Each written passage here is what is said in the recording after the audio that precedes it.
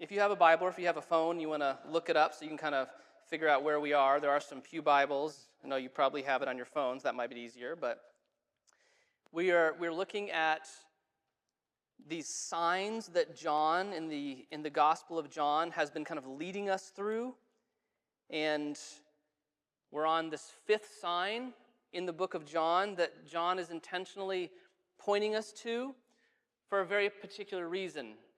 And again, we're going to rehash that reason by looking at one more sign. And that was the signal that I can begin. Thank you. If I were to use the word waterworks to you, that would mean different things depending on what context we were discussing. It's one of those words that it has multiple levels of meaning or ideas. And so if I were to say to you, for example, let's play Waterworks. And if you're a big card game, board game connoisseur, then you would either say to me, wait, are you talking about Monopoly? Because you would know very well that Waterworks is one of the utility properties that you can purchase in an attempt to selfishly suck up all the income-producing properties on the board and so economically dominate your opponent. It's definitely not a game that rewards generosity, but that's a whole other story. Or you might say, if you're a card connoisseur, you would say, cool, let me get my cards, and we'd together play the original leaky pipe card game for 2 to 4 players that includes little tiny metal wrenches for fixing leaky pipe cards that your opponent deviously plays on top of your pipeline. It's a game, if you're not familiar with it, where may the best plumber win makes sense. It's an actual game. It's called Waterworks. And it's just a series of pipes, and you're trying to set up a pipe system. Okay? But if we were watching a really emotional ending to a movie together with my wife and I, if you were invited to join my wife and I in a really emotional movie, and we're at the end and it's an emotional movie, I might look over to you and say, oh boy, here comes the Waterworks. That would be a different thing. Or if we were watching Little House on the Prairie, the classic, the old classic Little House on the Prairie, which is one of those shows that I cannot personally watch without tears forcing their way out of my face every time. I don't know what they do in that show, but it just makes me cry. So Christy might turn to you and say, oh boy, here comes the Waterworks. And you would know what she was talking about, correct? Right. So it's the context that changes this idea. But another contextual issue might be if you were trying to explain to me a little about the water quality of the drinking water here in Pittsfield, you might say, the Waterworks system here is top-notch. You should feel safe to drink the tap water. Now, I looked the tap water up on Google just out of curiosity to see, on Google AI, to see what they would say about our tap water in Pittsfield, and they said generally complies with state and federal standards. I was a little concerned by that. I'll have to ask you why we are generally compliant. That might be another long story that you need to share with me for another day. My point is, there's at least 3 different uses or ideas of this idea of Waterworks. And so I want to use at least 2 of those concepts to unpack what's happening in this story here in John chapter 6, 16 through 25, because I've entitled this Waterworks from Heaven. And so here, it's a short little story. And I'm sure you've heard it before. It's a very famous story because of its supernatural element. So I want you to think about this for just a second. Here's the story in John chapter 6. When it was evening, Jesus' disciples, this is verse 16, Jesus' disciples went down to the seashore. Now remember, this is right after the feeding of the 5,000 that we said was more like 20,000 because they only counted men in the Jewish culture, right? So there's probably at least 20,000 individuals. So this big miracle had taken place. And so this is the next story that John details for us. So they go down to the seashore, which is the Sea of Galilee. They get into a boat and went across the sea toward Capernaum. It was already getting dark, and Jesus had not yet come to them. A strong wind blew up, and the sea began to get rough. They had been rowing for about 3 or 4 miles when they saw Jesus walking on the sea, coming toward the boat. They were terrified. But he spoke to them. "It's me," he said. "Don't be afraid." Then they were eager to take him into the boat, and at once the boat arrived at the land they had been making for. So the next day, the crowd that had remained on the far side of the lake saw that there had been the one boat there. They knew that Jesus hadn't gone with his disciples, but that the disciples had set off by themselves. But other boats came from Tiberias near the place where they had eaten the bread after the Lord had given thanks. When the crowd saw that neither Jesus nor his disciples were there, they themselves got into boats and came to Capernaum looking for Jesus. And when they found him beside the sea, they said to him, "Rabbi, when did you come here?" Because this was, how did he get here? This was Jesus' reply. "I'm telling you the solemn truth," he said. "You aren't looking for me because you saw signs, but because you ate as much bread as you could. You shouldn't be working for perishable food, but for food that will last to the life of the coming age, the food which the Son of Man will give to you, the person God the Father has stamped with the seal of his approval." "What should we be doing?" they asked, "so that we may be doing what God wants, the work God wants?" "This is the work God wants of you," replied Jesus, "that you believe in the one he sent." This is God's true, beautiful, and good word. So I want you to think of this on 2 levels. First of all, the kind of Waterworks level of, okay, oh boy, here comes the Waterworks. And that's the emotional meaning of the text. I think there's layers here that John is kind of providing for us. And I think the first layer is that as you read this story, you read it from an emotional context. I think that John is actually okay with that. I think part of the purpose of this story is to hit us emotionally. And so as you think about the emotional meaning of the text, feel the emotions of what's happening here. Jesus' disciples, they had just engaged in this feeding of 20,000 people with 5 little barley loaves and 2 little side fish. They had leftover, and the people are so enamored and amazed by this that the text says that they wanted to make Jesus king right then and there. In the Greek, it's like they're going to seize him and make him king. Whether you like it or not, you're going to be king. But Jesus knows it's not time for that yet. And he also knows they don't understand the kind of kingdom he's bringing in. They wanted an economic and political takeover, and that's not what Jesus was interested in. He had something bigger in mind. And so the text tells us, as we read last week, that Jesus escaped away to the mountains. So it's just him. Disciples didn't go. He probably goes up to pray and to meet with his Father. The crowd, they don't know where Jesus is. The disciples don't know where Jesus is. And so that's where we find the story beginning. Jesus' disciples go down to the seashore. They don't know where Jesus has gone to or if he's coming back. So they get into a boat and they go across the sea to Capernaum. And it was getting dark and Jesus had not yet come to them. So this is why they move across. I don't know whose idea it was. Like, let's go over there. I don't know what the logic behind this was. Maybe Jesus, they had talked about it before. Like, when we're done here, we're going over there.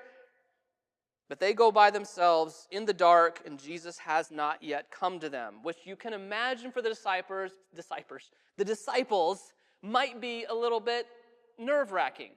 Where did he go? Why did he not tell us when we're leaving?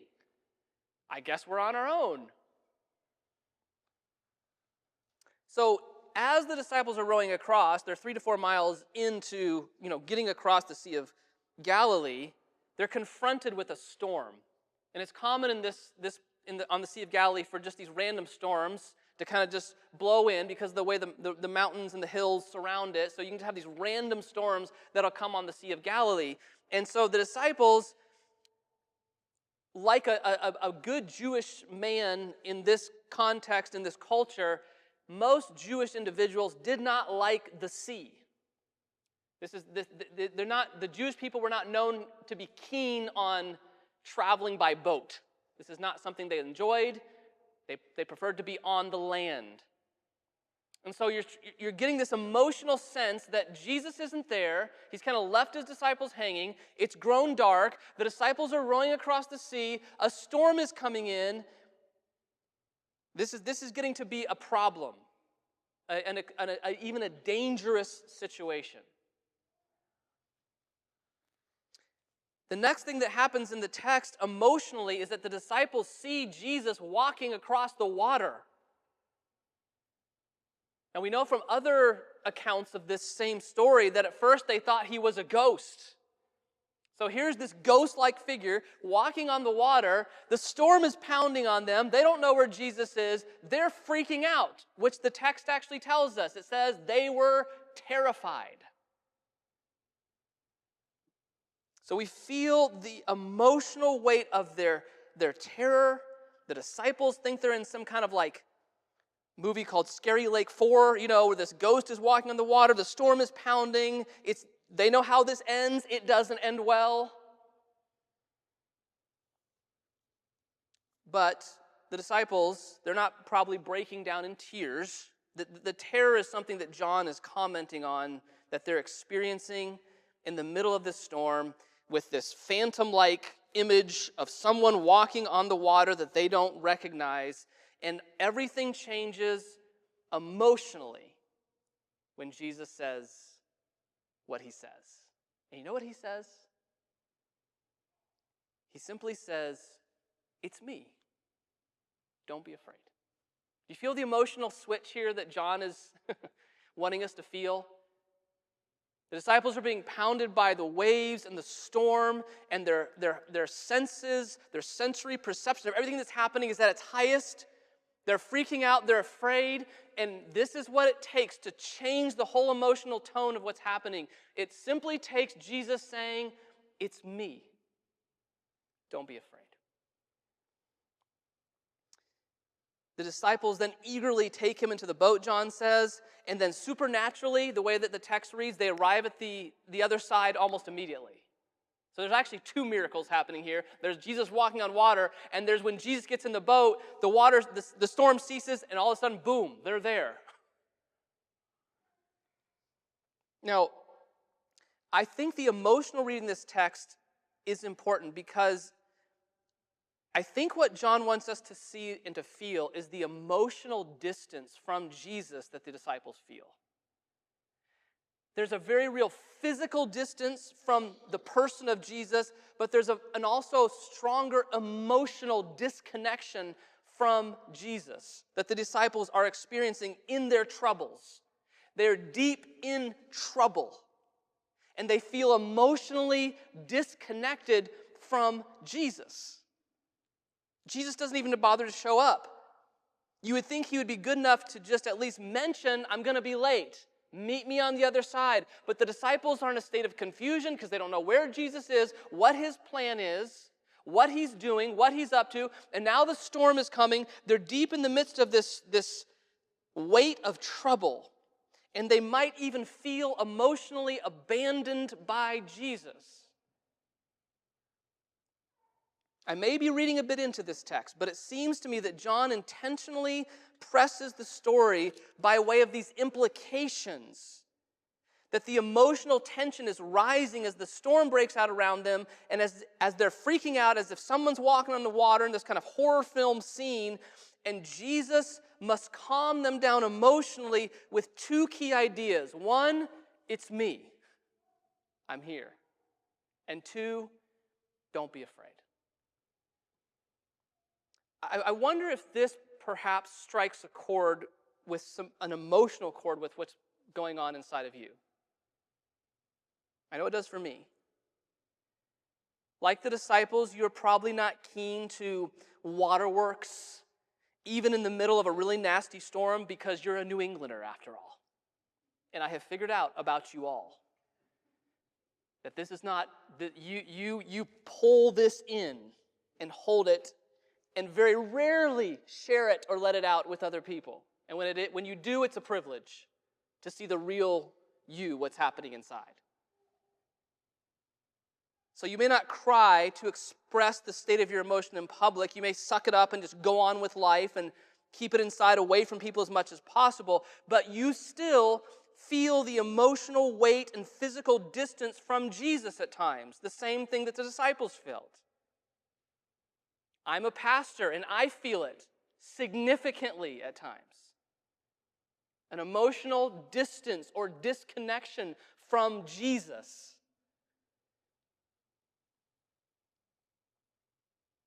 Maybe even the thought of him invading the messiness or the brokenness of your life is terrifying to you. Because maybe you don't know what to make of someone with the power he supposedly has, or because you don't know what he'll want or what he'll demand in the midst of your messiness, what he'll ask of you. Better to crunch down in the boat that is being crushed by the storm than to invite an unknown force of goodness into your boat. That's terrifying. So I think what John and I would like you to see is that Jesus' personal calming presence in the chaos of the storm around the disciples changes everything. His personal calming presence. It's me. Do you feel the weight of that little phrase, it's me? Don't be afraid of the storm or afraid of me. It's me. Do you see who I am? I am the one who's on your side. I am the one who has the power to calm the sea. I am the one who has given the provision that you just saw, breaking bread for thousands. I am the one who's been journeying with you and knows you. I am the one who called you to myself. I am the one who will fix this mess. Peace be still, storm. We're at the other side. It's me. Don't be afraid. Do you feel the weight of that in the midst of your brokenness and messiness and storm? Even if you came here this morning very emotionally disconnected from Jesus, I want to say to you this morning that Jesus is saying this same thing to you. It's me. Do not be afraid. Why is this so significant that Jesus' presence changes all this? But the storm would typically mean a violent struggle to the other side, perhaps even death. But Jesus is here, and storms listen to Jesus. He walks upon the chaos that terrifies us. And I don't know what it is in you that is terrifying you or causing emotional distress. It may be something you feel in your heart: fear, sorrow, confusion, depression, anger, jealousy. It might be the chaos you feel in relationships in your life. It might be the chaos that you feel in the struggle just to survive, to pay bills, or to deal with your own physical sickness or illness.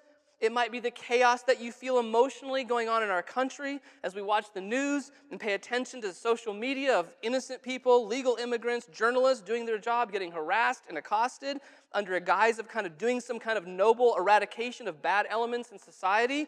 You might be feeling a sense of fear and sadness and sorrow because of what you're watching, and all this sits on your soul like a storm as you consider where this is all going, and fear and terror begin to bubble up in your mind and heart, and you feel at a distance from Jesus. Where is Jesus in all this? And maybe you're asking yourself that question just like the disciples were. Where is Jesus in the middle of this storm? And so I would imagine that John wants us to see that Jesus is not as distant from us as we imagine. He is coming towards us, because that's what the text says. Jesus made his way toward the disciples. Perhaps John wants us to see that Jesus initiates a relationship of calm in the middle of our chaos. It's me. Don't be afraid. It's going to be okay. Jesus is here. And that takes us to the final layer of the story.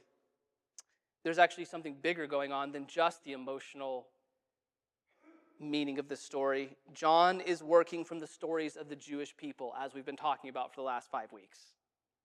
He's using images that the Jewish people who have grown up with the Torah will see immediately. Jesus is walking on water. Jesus is calming storms.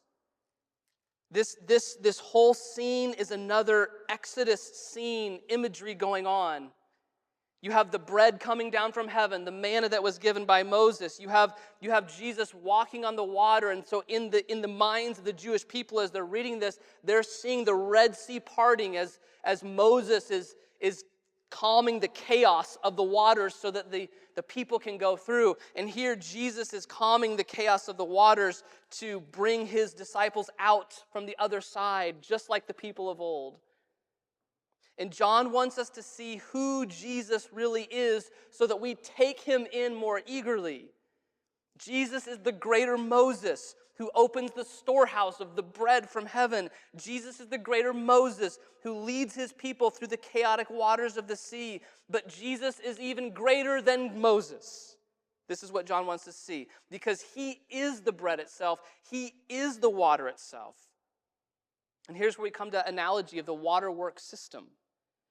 What is that waterworks system? It's that integrated infrastructure of reservoirs and pipes and plumbing stations and purification plants that all work together to deliver safe, satisfying, and life-giving waters to your home. That's what waterworks is. It's a system that delivers fresh water to your home. But what Jesus and John are showing us here is that he is literally the life-giving system itself, and he is the life itself that is flowing through this whole system that God has set up for our good. And this is how Jesus says it. Remember when they came, the crowds came, and they said, Jesus, how did you get over here? Jesus doesn't answer them. He's like, you're not here because you want to hear truth from me. You're here because you saw signs of me making bread and you got really full and you're like, we could do with more of that. Let's make him king. But he said you shouldn't be working for perishable food, for the food that will last, but for food that will last to the life of God's coming age. So you have physical bread and you have resources that will last to the age to come. Do you get that picture in your head? Little resources of bread, wonder bread, and then the wonder bread himself of life. Big resources that last to the coming age. You see the picture in your head? A little bit of bread, big resource. This is what Jesus says. He says, the food which the Son of Man will give you, the food is the person whom God the Father has stamped with the seal of approval. I'm just reading the text. Here's what it says. What should we be doing? They ask him then. Okay, what are we supposed to do? In light of that information, little bread, the big eternal bread that is a person, and they're obviously not understanding this, what should we be doing so that we can be doing the work God wants?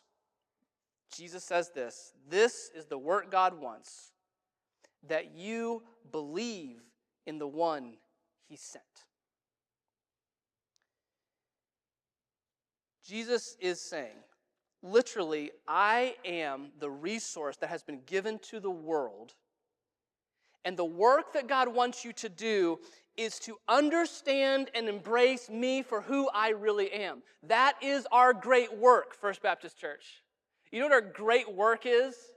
Our great work is to see and understand and embrace and explain and worship Jesus for who he really is. The greatest resource that man has ever known. That literally will blow your little Wonder Bread mind. Forgive me for saying it. Because it's so incomprehensible that there can be so much glory and power and resource and abundance in a person. And this person is saying, come do this work of believing and trusting and loving and worshiping me. There's a little, I don't know if any of you are Office fans, one of the greatest shows ever made. But if not, it's okay. You're not dead to me, but close. No, I'm just joking. So The Office is really good, but there's like 9 seasons, I think. But when you get to the very end, they did an amazing job on the last couple episodes of wrapping everything up. And and bringing you on this emotional journey through this like waterworks of emotions and laughter to this very end. You follow these characters for like 9 years. They've all grown up. You've seen them mature, all these different things. And then at the end, they kind of tie all the bows off in all these relationships. And you're just like, it's like everything's beautiful. Everything's like stabbed to the heart of beauty, But one of the best scenes is there's the two of the main characters are named Jim and Pam, and they have been having some marital problems and challenges. And Jim ends up giving up his opportunity to go to this big company and make money and a great job to stay there in this boring paper company so he can be close to his wife and kids because that's what she wanted. And so he gives up his dream and all these good opportunities to be close at hand with his wife and his family and stick in this job he's been at for 10 years. And so there's obviously Pam has a lot of insecurities because she's like, he gave up all this for me. And so she tells him one time, she says, I'm just scared that you gave up all this opportunity and all this stuff for me, and I'm just nervous that I'm not enough. And so Jim is taken back. And so he's like, I don't know how to explain to her that she is enough. And so he comes up with this idea of putting together a collage of videos from all their experiences together in this office space and all the looks they gave and the flirting they did and all the little meaningful sacrificial moments that they exchanged. And he makes this video and he has her sit down and she watches this like catalog of 10 years of their engagement and their love for each other and the things they wrestled through and worked through. And at the very end, she's obviously in tears, and he says this to her. He says, not enough. He says, you are everything to me. And you're just like, it's a beautiful scene. I think this is the emotional heart of what John is trying to do here. He's trying to help us see that if we can come to that point with Jesus, where no matter what storms are pounding down upon us, no matter what is taken away from us, no matter what relationships or opportunities or jobs or whatever we lose or are having friction in, or whatever happens in our country, whatever happens in our world, if we can come to the point where we can honestly say with our hands raised, Jesus, you are everything to me, it will literally change the tone of the rest of your life. Because Jesus will look at you and say, it's me. Don't be afraid. It doesn't mean that everything is tied off neatly in a bow. It doesn't mean that. You may still have to go through a lot of storms.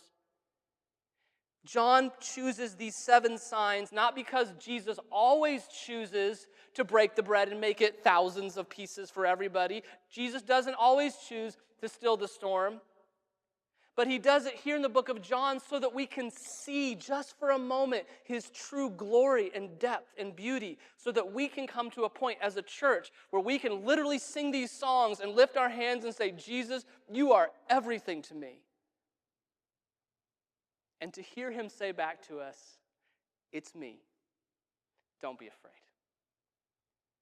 I hope that not only emotionally, but mentally and spiritually and every part of who you are at least longs for that. And if so, let me just say this to you, you are in the right church. Because that is our longing here. To be a kind of people that can say, Jesus, you are everything to us. Would you bow your heads and close your eyes?